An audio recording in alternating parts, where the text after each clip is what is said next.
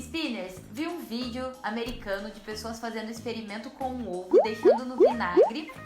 E nesse experimento o ovo fica mole, transparente e ele quica, né?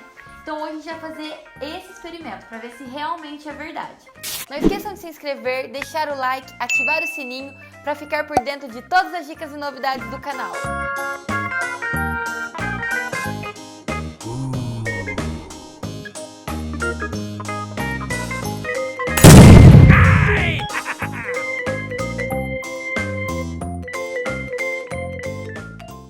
E para esse experimento vocês vão precisar de um vinagre, um recipiente, no caso eu estou usando um copo, e um ovo.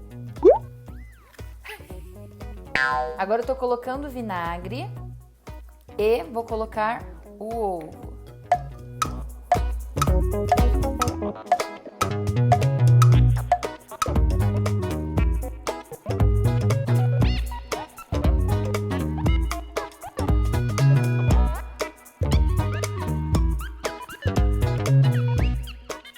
Spinners, 24 horas, o meu ovinho está aqui dentro, então agora eu vou pegar.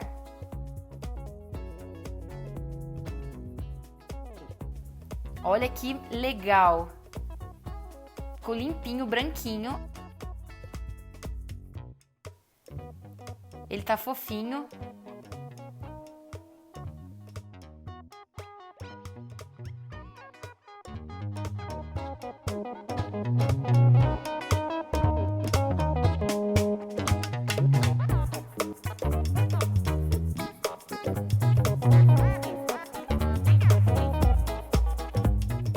Fofinho, macinho.